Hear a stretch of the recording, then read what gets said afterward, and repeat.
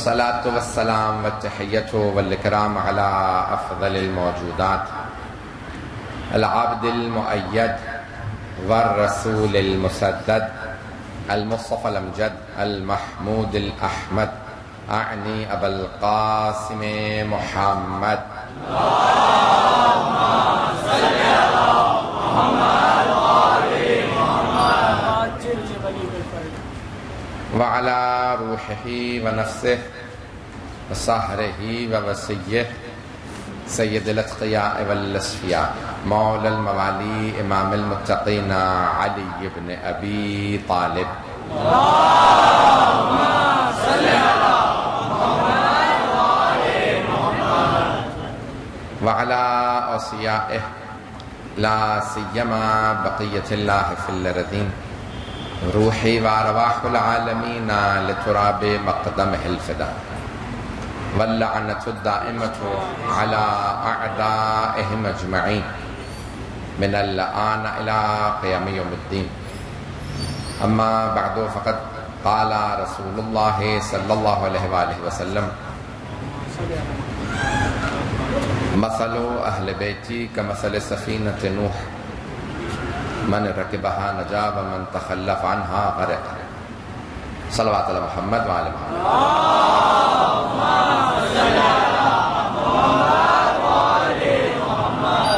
نوح خان سید علی رضوی بہت علیل ہیں، ان کے لیے اور دیگر جتنے بھی ہمارے مومنین و مومنات مریض ہیں سب کی شفاء کاملہ عاجلہ کے لیے بابا بلند صلوات.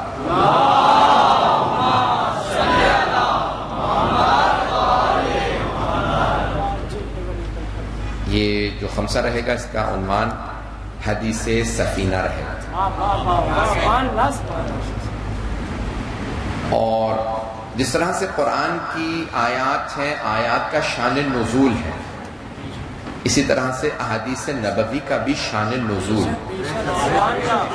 یا محل بیان ہے. آپ نے کس مقام پہ کس جگہ پہ اس حدیث کو بیان کرنا. اور سرور کائنات کی سب سے زیادہ احادیث نماز سے متعلق نہیں، روزے سے متعلق نہیں، حج سے متعلق نہیں، نکاح سے متعلق نہیں، اخلاقیات سے متعلق نہیں ہے، بلکہ سرور کائنات کی سب سے زیادہ احادیث شان آل محمد میں.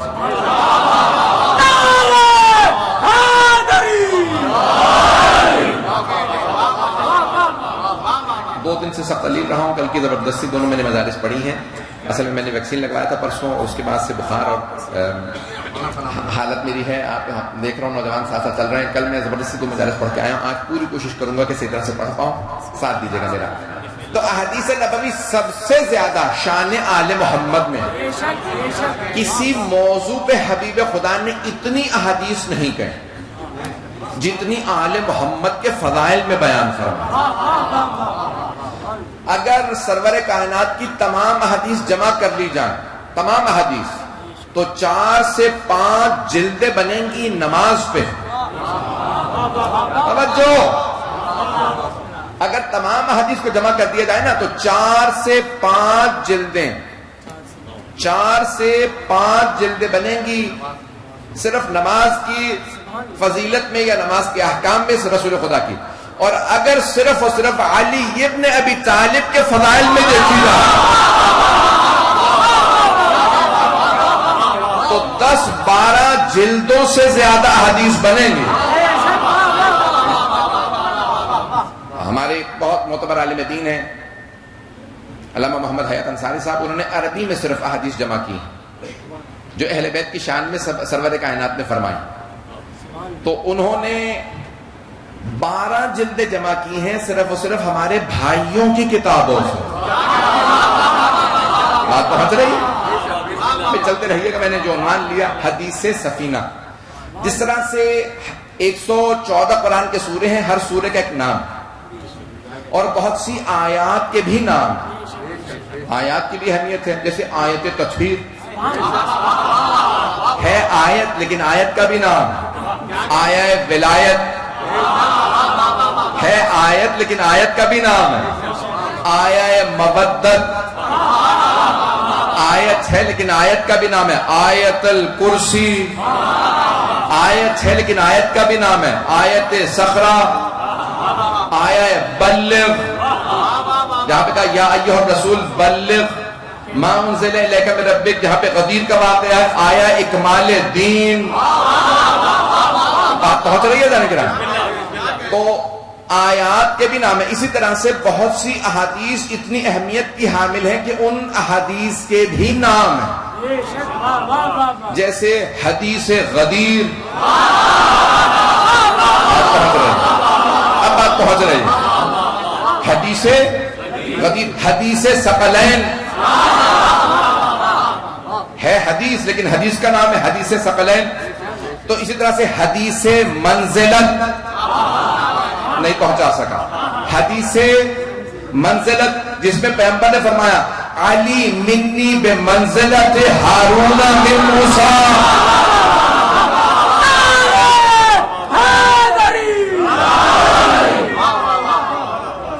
تو ہے حدیث لیکن حدیث کا نام ہے کہ رسول خدا نے فرمایا علی کو مجھ سے وہی نسبت ہے جو ہارون کو موسیٰ سے تھی. الا انہ لا نبی بعدی, بس یہ ہے کہ میرے بعد کوئی نبی نہیں.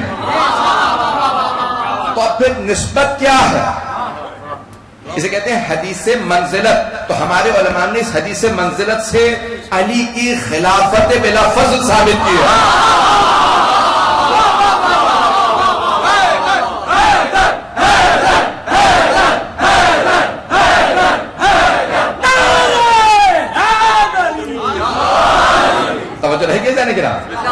تو یہ ہے حدیث منزلت. اس طرح سے بہت زیادہ حدیث ہیں جن میں سرور کائنات نے کچھ نہ کچھ اہل بیت کے فضائل کو پیش کیا.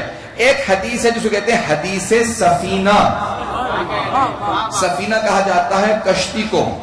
اچھا چھوٹی کشتی ہوتی ہے, اتفاق کی بات ہے, جیسے پانی کا جہاز. اب یہ پانی کا جہاز جدید لفظ ہے, قدیم اردو میں نہیں تھا کہ پانی کے جہاز بڑے بڑے ہوتے نہیں تھے. توجہ میرے ساتھ رکھیے گا.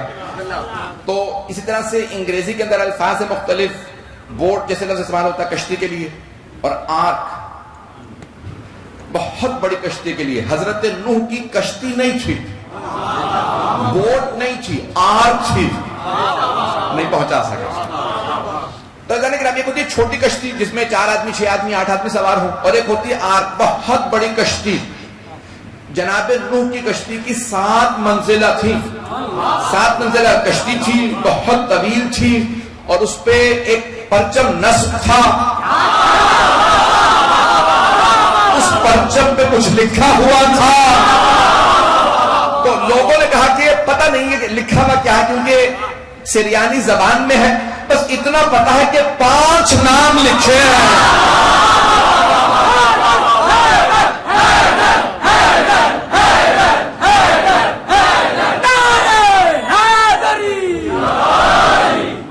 چلتے رہیں گے اب یہ لکھا کہ 5 نام لکھے ہیں. تب لوگوں کو سمجھ میں نہیں آ رہے, سمجھ میں آ بھی رہے ہوں تو کوئی بتانا نہیں چاہ رہا.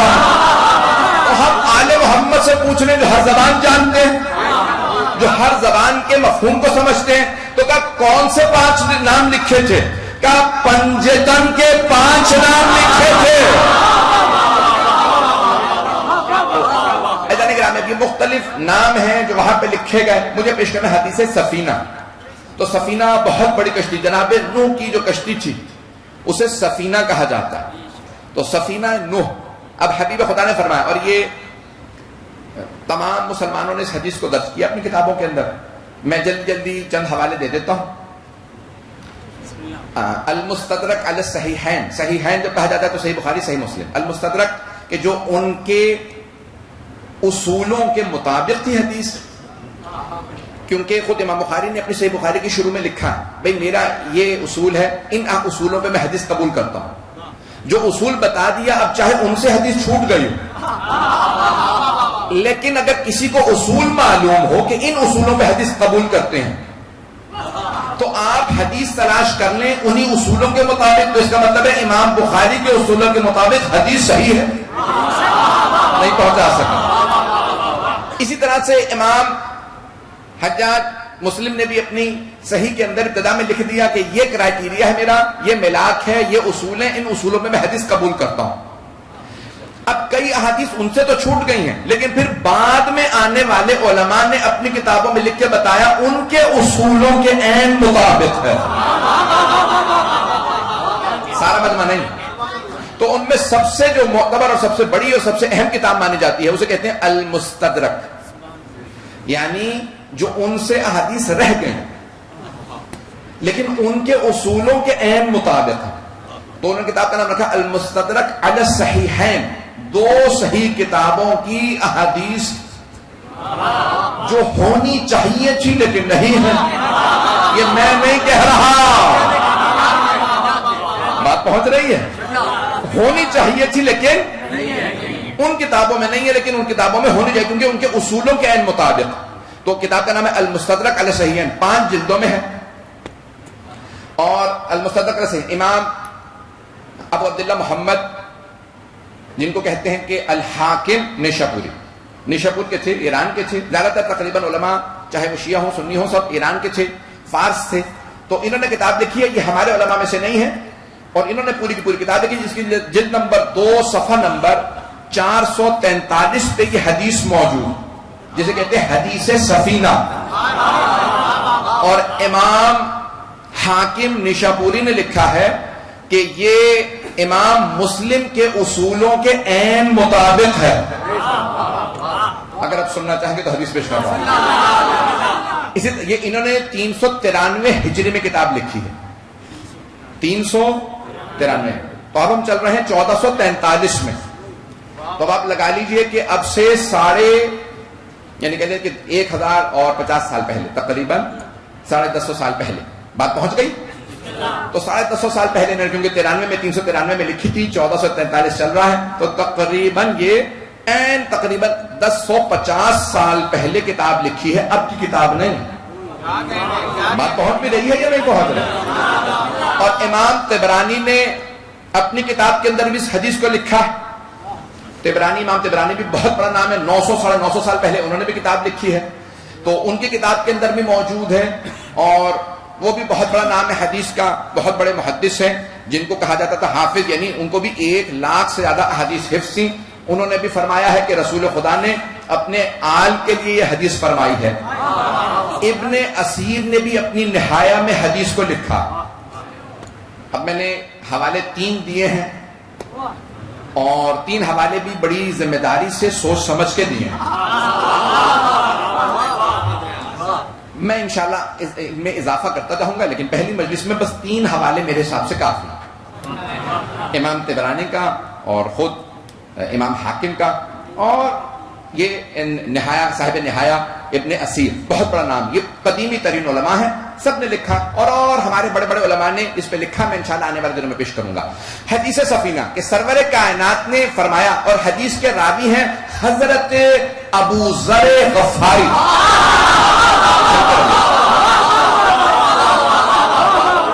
میں ممنون ہوں آپ کی محبتوں کا، جس محبت سے آپ سن رہے ہیں۔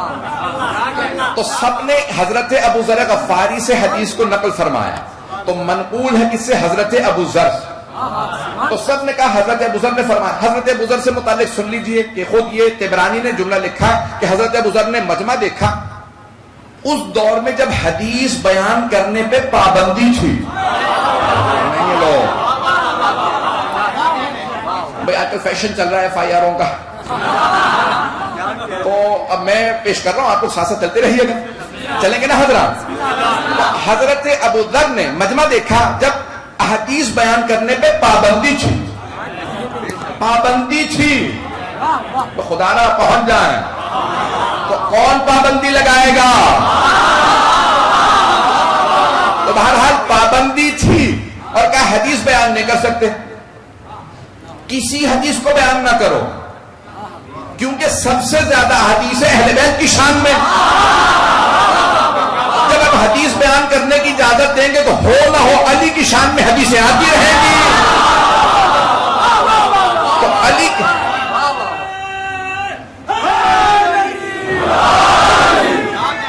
میری اس بخار کی حالت میں آپ جو ہے جتنا ساتھ دے رہے ہیں، یہ ٹھنڈے پسینے آ رہے ہیں، جب سے انجیکشن لگایا بازو میں بھی درد ہے، پیش کر رہا ہوں۔ چلتے رہیے گا جان کرام. تو اب جناب امیر کی شان بیان نہ ہو. ایک اور جملہ سن لیجئے, یہاں تک کہ ایک بہت بڑے اہل سنت حق امام طبرانی کا ظاہر جملہ ہے, فرماتے ہیں کہ دشمنوں نے علی کے فضائل کو عداوت میں چھپایا, دوستوں نے محبت میں تقیہ میں چھپایا, دوستوں نے بھی علی کے فضائل کو چھپایا, دشمنوں نے بھی علی کے فضائل کو چھپایا. ابتدا میں بڑا تقیہ کا دور تھا, حدیث بیان کرتے سزا مل جاتی تھی, کوڑے لگتے تھے, یہ ابتدائی دور اٹھا کے دیکھ لیجئے. اب امام طبرانی کہتے ہیں کہ دوستوں نے بھی فضائل کو چھپایا, دشمنوں نے بھی فضائل کو چھپایا, سب نے فضائل چھپائے, اور پھر علی کے اتنے فضائل پہنچ گئے.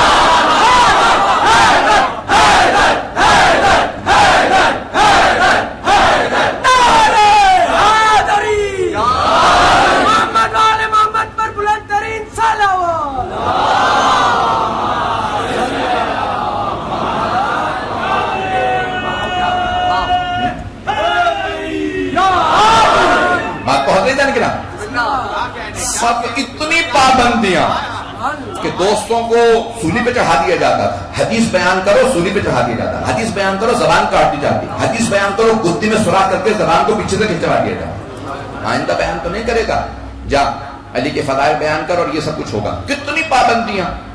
وہ کہتے ہیں کہ اتنی پابندیوں میں دوستوں نے تقیہ میں فضائل کو چھپایا, دشمنوں نے عداوت میں, بغض میں, کینے میں علی کے فضائل کو چھپایا, پھر بھی اتنے فضائل پہنچے. اور اگر سب نے کھل کے فضائل پڑے ہوتے, بیان کرنے پہ پابندی نہ ہوتی, تو پھر سوچو کتنے فضائل علی نے بچانے ہوتے. پتہ نہیں بات پہنچی یا نہیں, کہ اتنی پابندیاں تھیں تو اتنے فضائل پہنچے. تو کہا اب حدیث رسول خدا کے حدیث ہر موقع محل پہ جناب امیر کے فضائل رسول خدا نے بیان فرمایا. ایسا نہیں کہ جناب ابو ذر غفاری, ان کا تعارف میں کروا دوں, وہ خود اس حدیث سے پہلے فرماتے ہیں, من عرفانی, جو مجھے پہچانتا ہے, فانا انا, تو میں ہوں. توجہ, کیوں صحابہ کے مجمع میں کہہ رہے تھے نا, پابندیوں کے باوجود جناب بزرگ کی عادت بن گئی تھی, جہاں مجمع دیکھتے تھے نا, جہاں مجمع دیکھتے تھے تو فوراً کہتے تھے ایھا الناس, لوگوں مجھ سے علی کے فضائل سن لو. کسی نے روک کے کہا پتہ نہیں ہے تمہیں حدیث بیان کرنے پہ پابندی ہے, کہ میں ایسی پابندیاں نہیں مانتا جو حدیث نبوی کے خلاف ہو.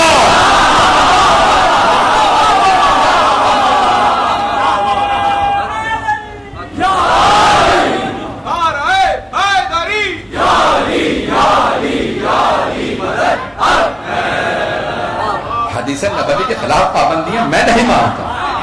تو جہاں جناب بزرگ, اب جانتے نا کیا سزا ملی جناب بزرگ, ملک بدر کیا گیا, کبھی شام بھیجا گیا, کبھی ربضہ, یہ سب کچھ جناب بزرگ کے ساتھ ہوتا رہا. لیکن جہاں پہ بھی جناب بزرگ مجمع دیکھتے تھے, نہیں ہے مجمع, جہاں وہ مجمع دیکھتے تھے, بھئی ہم مجلس کرتے ہیں تب پڑھتے ہیں, وہ انتظار نہیں کرتے تھے کہ لوگ سنیں.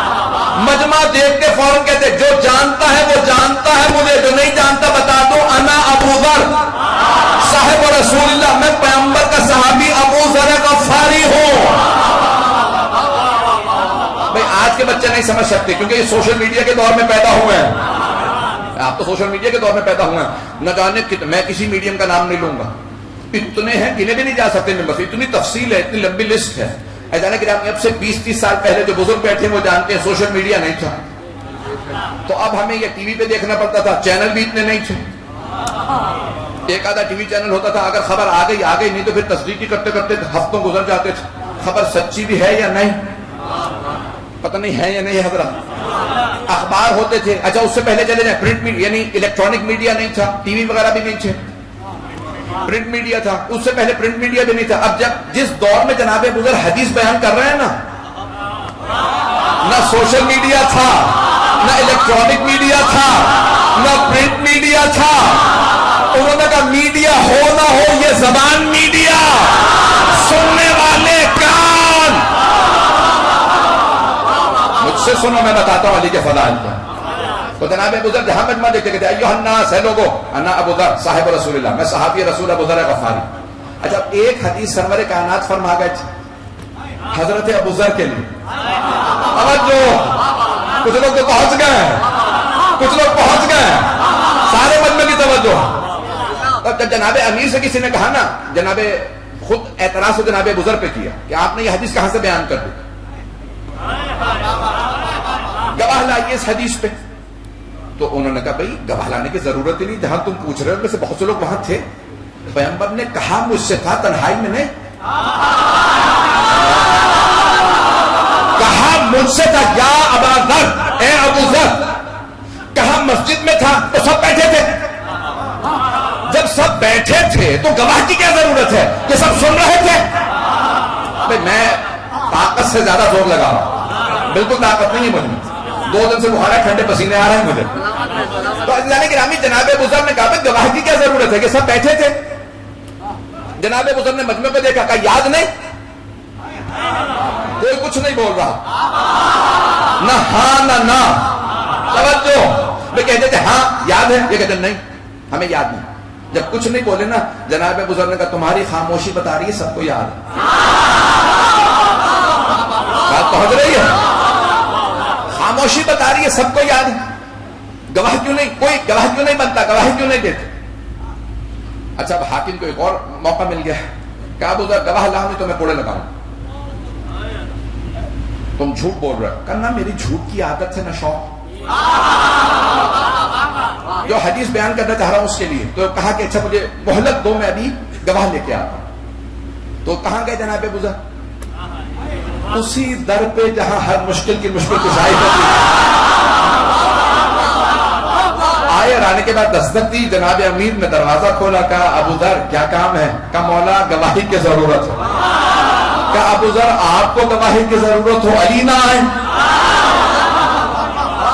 کہا چلو. فوراً جناب امیر امام فوراً آ گئے مسجد. کہا میں گواہی دیتا ہوں جو ابو ذر کہہ رہے ہیں سچ ہے.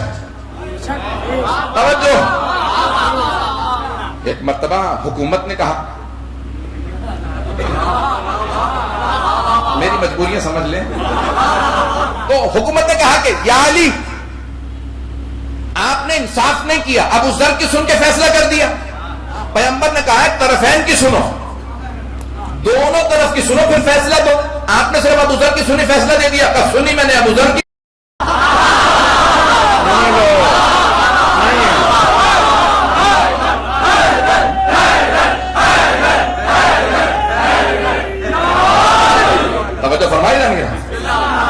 تو حکومت نے کہا کہ بھئی آپ نے ابو ذر کی سن کے فیصلہ دے دیا. کہ سنی میں نے ابو ذر کی بھی نہیں. کہ پھر آپ نے فیصلہ کیسے دیا یا علی؟ جب اس کی بھی نہیں سنی میری بھی نہیں سنی، فیصلہ اس کے حق میں کہ میں گواہی دیتا ہوں ابو ذر سچا. کہ نہ میں نے تمہاری سنی نہ ابو ذر کی، بس میں نے پیغمبر کی حدیث سنی ہے. کہ پیغمبر نے کیا فرمایا؟ کہ صادق نبی نے فرمایا تھا لا ذلت القبر، نہ آسمان نے سایہ کیا نہ زمین نے اٹھایا اتنا سچا آدمی جتنا کہ ابو ذر. ہم اہل بیت کے بعد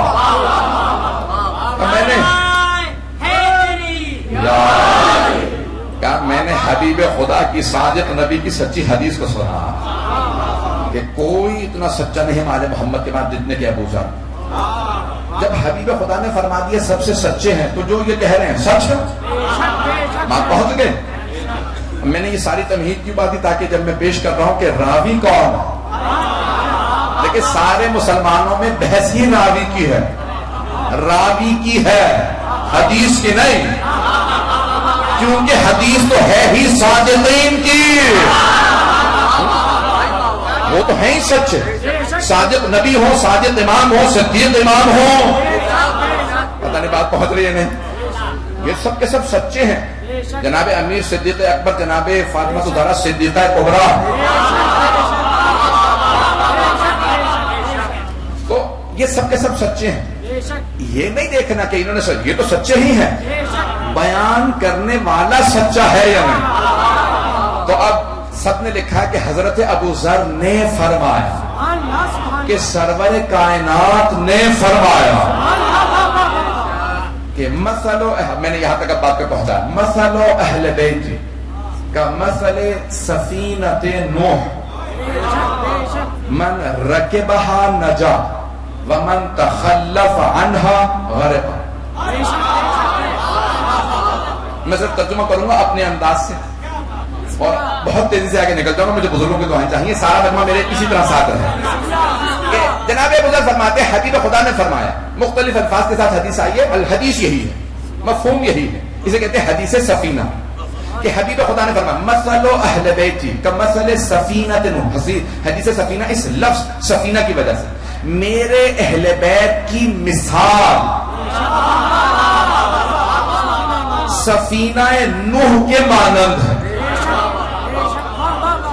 ان کی مثال بھئی مثال دی جاتی ہے نا کہ جیسے رسول خدا نے فرمایا علی کی مثال شیر جیسی ہے. جب بھی مثال دی جاتی ہے تو اس میں کوئی وجہ ہوتی ہے. جب مثال دی جائے نا کہ اس سے تشبیہ دی جا رہی ہے اس سے تشبیہ، تو کوئی وجہ ہوتی ہے. شیر سے تشبیہ دینا شجاعت کی وجہ سے ہے. توجہ. تو اب یہاں پہ حدیث نبوی یہ ہے کہ میرے اہل بیت کی مثال کشتی نوح کے مانند ہے، سفینہ نوح کے مانند. پھر خود ہی فرماتے ہیں کہ کشتی نوح کی خاصیت کیا تھی؟ من رکبہا نجا ومن تخلف عنہا غرق. جو بھی کشتی نوح میں سوار ہوا وہ نجات پا گیا، اور جو کشتی نوح سے دور ہوا تخلف عنہا، جس نے مخالفت کی، تخلف کیا، دوری اختیار کی، اعراض کیا، غرق، وہ غرق ہو گیا.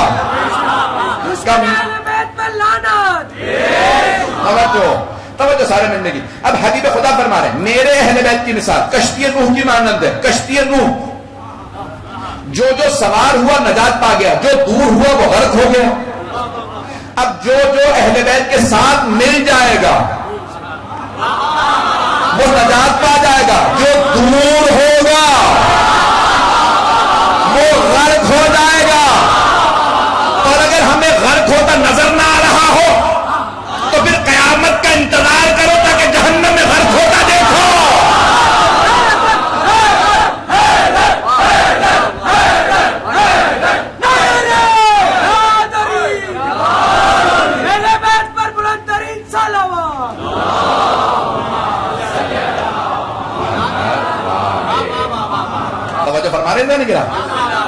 مجمع ہے نا ابھی تک میرے ساتھ.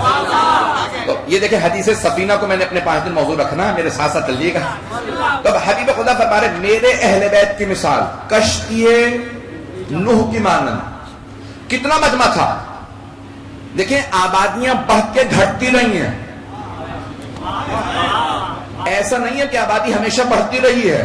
حضرت آدم کے بعد بہت آبادی ہو گئی تھی، لیکن پھر جناب نوح کو آدم ثانی کہا جاتا ہے. سب غرق ہو گئے سوائے ان کی آل کے. تو پھر بہت کم افراد تھے نا جو بچے، نہیں پہنچا سکا.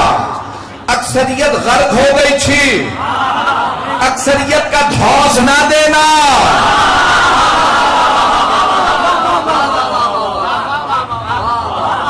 اکثریت جناب نوح کی جب کشتی بنی نا تو وہ غرق ہو گئی. جناب نوح نے سارے انسانوں کو کشتی بنائی، بار بار دعوت دی، کئی برس دعوت دیتے رہے. مجمع کی توجہ رہے میرے ساتھ. سب سے کہا میں کشتی بنا رہا ہوں، ایک سیلاب آنے والا، سیلاب میں سب ڈوب جائیں گے، سیلاب میں سب ڈوب جائیں گے، رشتہ داریوں کو بھی دھوس نہ دینا. ایک بیٹے نے کہا سآوی الی الجبل، میں پہاڑ پہ چڑھ جاؤں گا. کہ بیٹا پہاڑ بھی ڈوب جائے گا. کوئی اپنے آپ کو اتنا بلند نہ سمجھے کہ میں آل محمد سے آگے نکل جاؤں گا.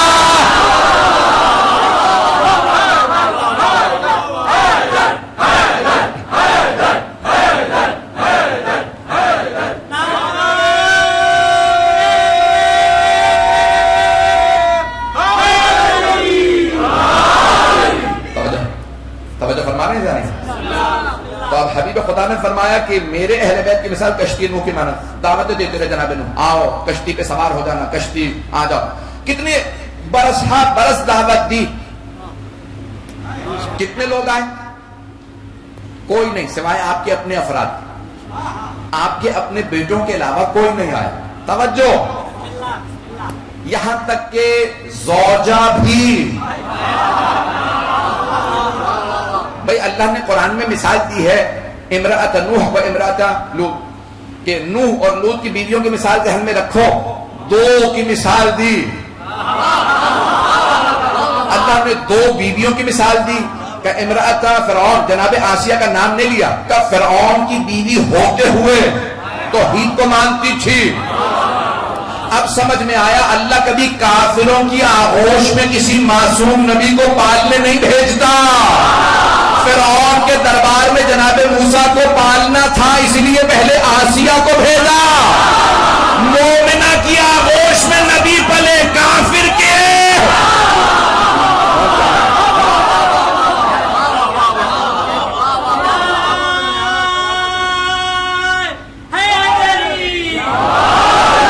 بات پہنچ گئے جانے گرا. تو اب یہاں اللہ نے بندوبست کیا کہ بھئی اب یہاں مثال جو اللہ نے دی ہے کہ نوح کی بیوی اور لوط کی بیوی تھی انبیاء کے ماتحت.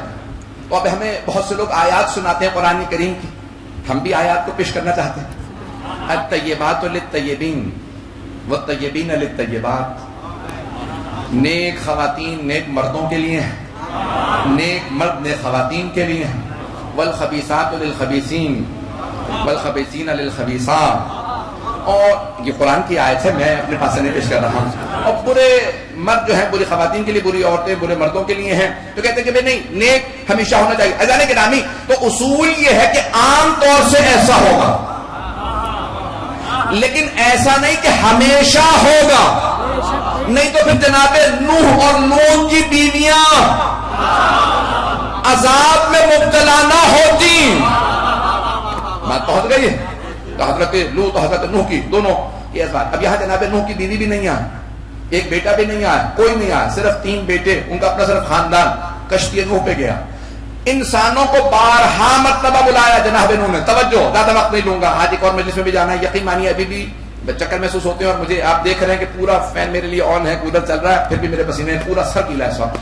ایسا گرامی جناب نوح توجہ بارہا دعوت دیتے رہے انسانوں کو، کوئی نہیں آیا. اور جانوروں کو صرف ایک مرتبہ بلایا تھا. پہنچ گئے لوگ. سارے جانوروں پرندوں کو بس ایک مرتبہ بتایا، اس تاریخ کو آ جانا، کشتی نے چلنا ہے. من المازن اثنین، سارے کے سارے جانوروں کے دو آ جانا. دو اثنین قرآن کے لفظ، ایک جوڑا آ جائے. ہر جانور کا ایک جوڑا آ جائے. کشتی میں بس ایک جوڑا جائے گا، انہی کی نسل چلے گی. ہر پرندے کا ایک جوڑا. ایک مرتبہ کہا تھا، سارے جانور ایک آواز پہ آئے. اب پتہ چلا نبی کے بلانے پہ جانور بھی ایک آواز پہ آ جاتے ہیں. پہنچ گیا.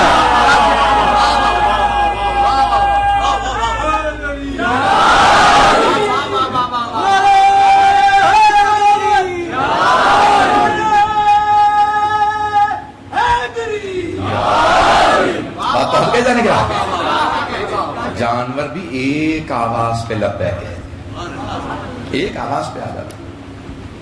نبی کو انکار نہ کرو، وہ بلائیں تو آ جاؤ. ایدان گرامی اب حبیب خدا، یہ وقت نہیں ہے کہ تفصیل میں جاؤں. تو یہ 4 ربیع الاول گزر گئی. حبیب خدا کی حدیث ہے کہ میرے اہل بیت کی مثال، اہل بیت کی مثال کشتی نوح کی مانند ہے. جو وابستہ ہوگا نجات پا جائے گا. ہم مجلسوں میں کیوں آتے ہیں؟ یہ مجلسوں میں کیوں آتے ہیں؟ کیونکہ ہم جانتے ہیں اہل بیت کی مجلسیں ہیں. یہی تو کشتی نوح ہے. یہ امام بارگاہیں نہیں ہیں، کشتی نوح ہے.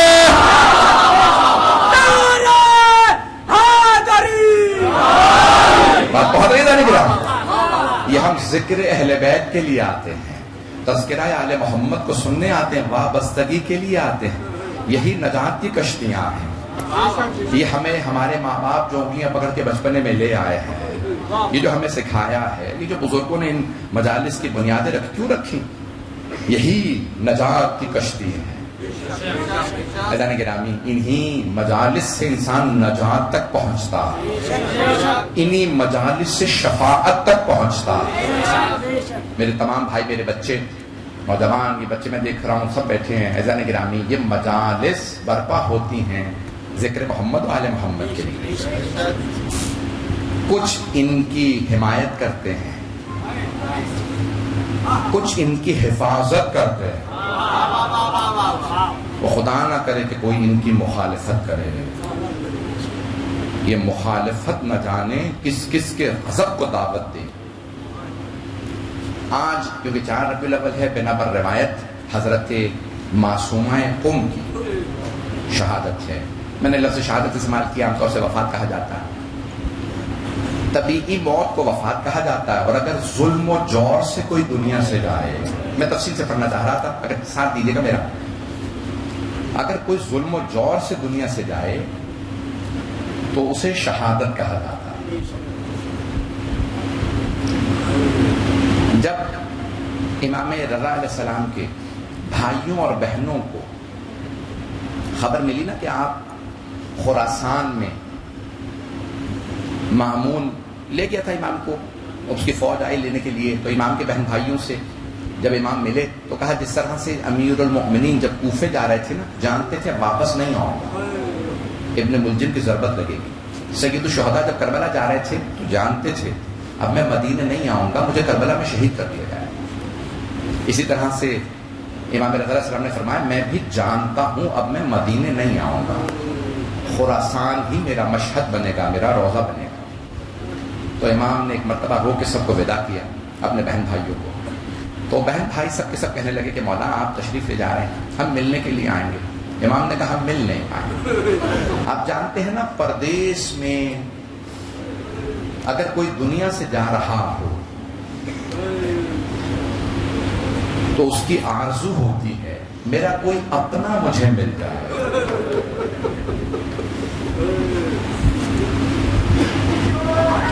اور ہر دنیا سے جانے والا چاہتا یہ ہے جب میرا آخری وقت ہو تو میرا سر میرے کسی بھائی یا بیٹے کے ہاتھوں میں ہو۔ امام رضا علیہ السلام کو زہر دیا گیا تو امام کے سب بھائی بہنیں مدینے میں تھے اور امام محمد تقی علیہ السلام کے بہن تھے۔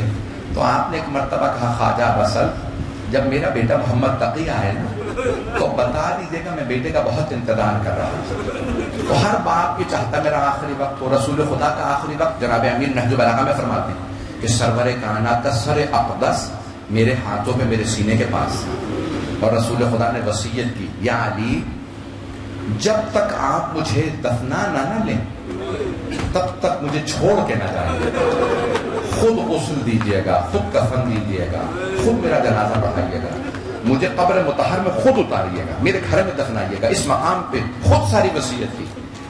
جناب امیر کا آخری وقت ہے مولا حسن کی آغوش میں آپ کا سر، مولا حسن کا آخری وقت ہے امام حسین کی آغوش میں سر۔ بس ایک مولا حسین ہے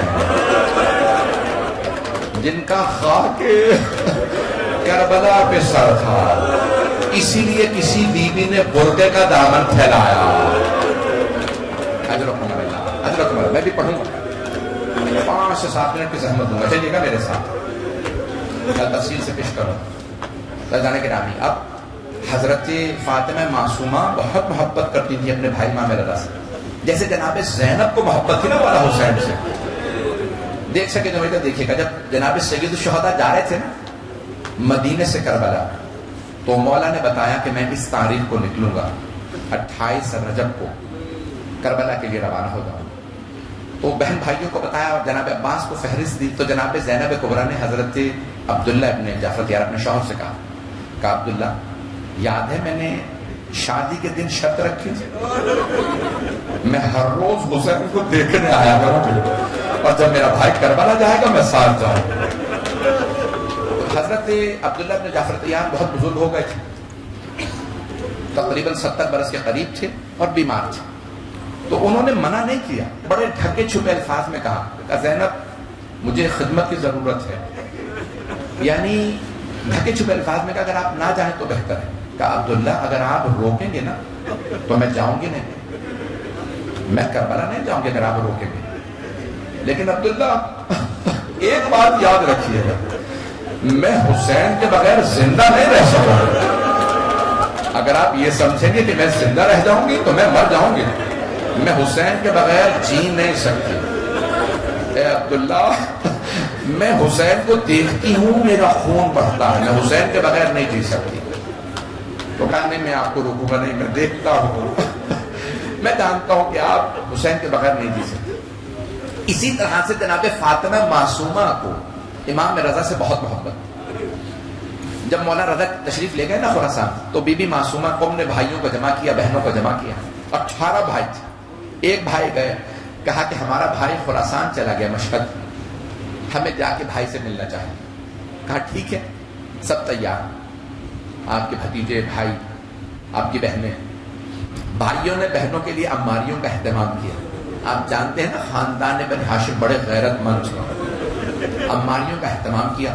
یہاں مامون الرشید کو خبر مل گئی کہ امام کے بھائی آ رہے ہیں خراسان. اس نے فوج بھیجی ساوا کے مقام پہ, چھوٹا سا بستی ہے تو داؤں ساوا کے مقام پہ ایک مرتبہ فوج آئی, مولا کے بھائیوں سے جنگ کی, اکثر کو شہید کر دیا, سارے بھائی بھتیجے مارے گئے. آپ دیکھیں گے نا پورے ایران میں, اصفہان میں, کاشان, قم میں مولا کے سارے بھائی بہنوں کے قبریں. وہیں پہ جب انہوں نے تلواریں چلائی نا تو بھائی جب مارے جا رہے تھے تو کچھ بہنیں آگے بڑھ کے روکتی تھی. جب بہنیں روکتی تھی تو وہ تلوار چلاتے بہنوں کے بھی گلے کاٹ. جب بہنوں کو تلواریں لگی بہت سے بہنیں بھی شہید ہو گئی امام کی. اس سے زیادہ کھل کے کیا پڑھوں گا. کچھ شہید ہو گئی, کچھ زخمی ہو گئی, ان کی ناکا اونٹنیوں کو مار دیا گیا. چند بہنیں زندہ رہ گئیں. کچھ اصفہان میں آپ کو روزے ملیں گے بیویوں کے. کچھ بہنیں آئیں, ایک مقام پہ رک گئیں. ایک آدمی پہنچا, شیعہ تھا. اس نے دیکھا کہ ایک کنیز بیٹھی ہے, اس کے ساتھ کچھ برقع پوش بیویاں. پوچھا یہ کون ہے؟ کہا شیعوں کے ایک امام تھے, نام موسیٰ کاظم تھا. موسیٰ کاظم علیہ السلام کی بیٹیاں ہیں. اس نے کہا میں شیعہ ہوں. قریب میں ایک شہر ہے چھوٹا سا قم, سب کے سب شیعہ. بیویوں سے کہو قم آ جائے. پورا پڑھو بس, آ گیا چھوڑ دو, چلیں گے میرے ساتھ. تو ایک مرتبہ اس نے کہا کہ یہاں قریب میں چھوٹا سا ایک شہر ہے, اب تو بہت بڑا شہر ہے, 14-15 لاکھ سے زیادہ آبادی ہے. اس زمانے میں چھوٹا سا شہر تھا کہ سب شیعہ, امام موسیٰ کاظم کے ماننے والے, امام رضا کے ماننے والے. بیویوں سے کہو قم آ جا.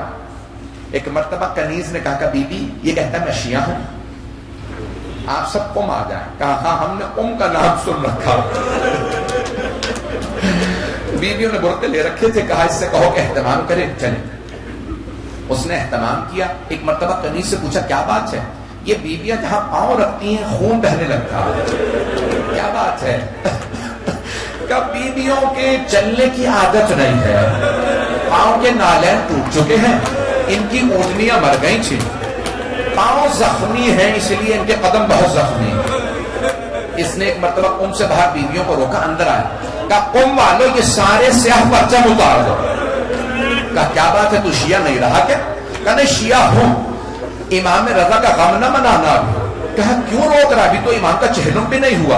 کہا مولا کی بہنیں آئیں, پردیس میں بہنوں کو بھائی کے مرنے کی خبر نہیں دی جاتی. امام کی بہنیں پردیس میں, تو بہنوں کو خبر نہ دینا. یہ پرچم اتارا, سارے پرچم اتارے, سب لوگ خاموشی سے. تو اب آپ جائیں گے نا جہاں بی بی کا حرم ہے, اس سے قریب 2 گلیاں آگے جگہ ہے, اس گھر کا نام ہے بیت النور. جہاں بی بی ایک گھر میں ایک مومن تھا, اس نے کہا سارا گھر خالی کر دو. یہ امام کی بیٹیاں, امام کی پوتیاں, امام کی بہنیں, امام کی پھپھیاں, اس نے اپنا گھر خالی کرایا. کہا سارا گھر خالی کر دو, بیویاں رہیں گی. اب وہاں بیویاں رہتی. بیت النور بیوی کی محراب ہے جہاں بیوی عبادت کیا کرتی. بس بھی آخری جملے, 2 سے 4 منٹ کی زحمت. ایک دن ایک خاتون کے رونے کی آواز آ رہی تھی. وہ روتی جاتی تھی, کہتی تھی ہائے امام رضا, ہائے امام رضا. جناب معصومہ کے کانوں میں آواز آئی. فوراً کنیز سے کہا جا کے اس کو بلا کے لا. کہا کیا بات ہے؟ فارس خاتون تھی. کہا کیا بات ہے, کیوں رو رہی ہو؟ کس امام رضا کو؟ کہا بی بی آپ کیسی شیعہ ہیں, آپ کو نہیں پتا شیعوں کے 8ویں امام کو زہر دے دیا گیا. بس بیوی کو خبر ملی، امام کو زہر دے دیا. بیوی نے ایک مرتبہ مشہد کرو کیا، کہا بھیا آپ نے انتظار نہیں کیا، میں مدینے سے چلی تھی آپ کی دیدار کے لیے. اجرکو بنا اجرکو بنا کہ بھیا آپ نے انتظار نہیں کیا. بیوی تڑپنے لگی، بیمار ہو گئی. چند دن میں بیوی کا 4 ربیع الاول کو انتقال ہو گیا. جب بیوی کی شہادت ہوئی نا تو بیوی نے صدمے میں اپنے بھائی کے دم دیا تھا. تو سارے قم والے بیوی کے جہاں پہ آج روضہ ہے نا قبر کو تیار کیا.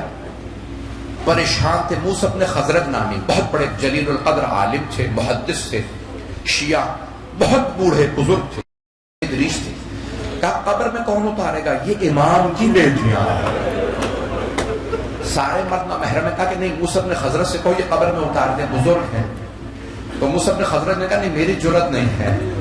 کہا کیا کرے؟ کہا انتظار کرو، جب قبر کو تیار کر لیا نا کہ ابھی کون قبر میں اترے. موسیٰ بن خزرج نے کہا کہ نالین سب اتار دو. بیویوں نے تیار کیے تھے تابوت لے آئے. دیکھ رہے ہیں کہ قم کا جو پرانا دریا تھا اس میں دیکھا 2 مرد چل رہے ہیں، پانی میں چلتے ہوئے آ رہے ہیں. دیکھا جیسے قریب آئے، دونوں روتے ہوئے آگے بڑھے. کا سب ہٹ جاؤ، ہم دونوں قبر میں اتارے. کہا آپ دونوں کون ہیں؟ کہا میں، ایک نے کہا میں بھائی ہوں، دوسرے نے کہا میں بھتیجا ہوں. ایک نے تابوت سے لاشا اٹھایا، دوسرا قبر میں اترا لاشا لیا. ہاتھ جوڑ کے کہوں گا مولا آپ کی غیرت نے برداشت نہیں کیا، نامحرموں کا مجمع قبر میں اتارے. مولا جب شام کے زندان میں ایک چھوٹی سی بیوی کا چوتھے امام نے زنجیروں کے ساتھ لاشا اٹھایا ہوگا. الا لعنت اللہ علی القوم الظالمین. وَسَيَعْلَمُ الَّذِينَ ظَلَمُوا أَيَّ مُنْقَلِبٍ يَنْقَلِبُونَ. بس بھئی آج اپنی اس حالت میں جتنا پڑھ سکتا تھا میں نے کوشش کی. ہاتھوں کو بلند کیجیے. پروردگارا واسطہ ان ایام عزا کا، واسطہ ان پاک ہستیوں کا، واسطہ حضرت معصومہ قوم کا جن کے لیے ائمہ نے کہا ہے کہ یہ اہل شفاعت ہیں، یہ روز قیامت شفاعت کرنے والی ہستیوں میں سے. پروردگارا حضرت معصومہ کی ہم سب کو زندگی میں بار بار زیارت نصیب فرما، آخرت میں ان کی شفاعت نصیب فرما. بانی مجلس شرکت کنندگان مرحوم مسید زید صاحب اور دیگر جو اس خاندان کے مرحومین، پروردگار ہم سب کے تمام مرحومین کے درجات بلند فرما، ان کی قبروں کو منور فرما، ہم سب کی عاقبت بخیر فرما. پروردگارہ تو جب واسطہ اپنے عزت و جلال کا، پروردگارہ جو ہاتھ بلند ہیں کسی کو رد نہ فرما. آئے بھی ایک واسطہ دوں گا پروردگارہ، تجھے واسطہ ان بیویوں کا جن کے قدم بڑے زخمی تھے. بیویاں کربلا کی زیارت کر چکی، 40 ہو چکا، اب بیویاں مدینے جا رہے ہیں. میں آنے والے دنوں میں بیویوں کے مسائل پڑھوں گا جب بیویاں واپس پہنچیں. پروردگارہ ان بیویوں کی عظمتوں کا واسطہ ہم سب کو زندگی میں 12ویں امام کا ظہور دیکھنا نصیب فرما. پروردگارہ دشمنان اہل بیت کو نیست و نابود فرما، صاحب الزمان کے ظہور میں تعجیل فرما، ہمیں ہمارے امام کے آبان و انصار میں شمار فرما. پروردگارہ کرونا وائرس کا خاتمہ فرما، جو ہاتھ بلند ہے کسی کو رد نہ فرما. ہمارے تمام مریضوں کو شفائے کاملہ عاجلہ عنایت فرما، بے اولادوں کو اولاد عنایت فرما، اولاد والوں کی اولاد کو نیک و صالح بنا، پریشان حالوں کی پریشانیاں دور فرما. پروردگارہ جتنے افراد نے التماس سے دعا کی سب کی دعائیں مستجاب فرما. ربنا تقبل منا انك انت السميع العليم بحق محمد وآلہ الطیبین الطاہرین المعصومین.